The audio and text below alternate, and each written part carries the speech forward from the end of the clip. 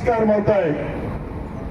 ఈ ఇందిరమ్మ ఇల్లు ప్రతి గ్రామంలో పార్టీలకు అతీతంగా పేదవాళ్లలో బహుపేదవాళ్ళకి మొదటి విడత ప్రతి నియోజకవర్గానికి 3,500 ఇస్తున్నాము.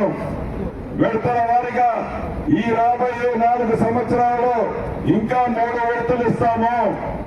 ప్రతి సంవత్సరము ఒక విడత ఇస్తాము.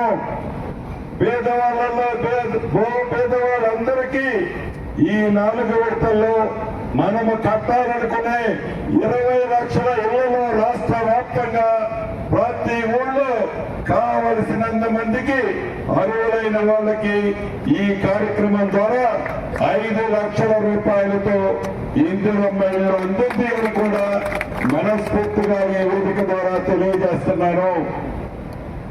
చివరిగా మీకు చెప్పదలుచుకున్నది ఒకటే, మన ఇందిరమ్మ ప్రభుత్వంలో ఇది పేదోడి ప్రభుత్వం, పేదోడి కన్నీరు తొలిచే ప్రభుత్వం, పేదోడికి అండగా ఉండే ప్రభుత్వం, పేదోడికి భుజము తట్టి ఇందిరమ్మ ప్రభుత్వం అండగా ఉండి గౌరవ ముఖ్యమంత్రి రేవంత్ రెడ్డి గారి నాయకత్వంలో నడుస్తున్న మన ఇందిరమ్మ ప్రభుత్వం రాబోయే ఏ ఎన్నికలు వచ్చినా మొన్నటి ఎన్నికల్లో ఎలా అయితే మీరు తీర్పిచ్చారో ప్రతి ఎన్నికలో మళ్ళీ మీరు మన ఇందిరమ్మ గుర్తుని దీవించుకుంటారని మనస్ఫూర్తిగా మరొక్కసారి మీ అందరినీ కోరుతూ ఈ కార్యక్రమానికి వచ్చేసిన మీ అందరినీ పేరు పేరున అభినందిస్తూ సెలవు తీసుకుంటున్నాను.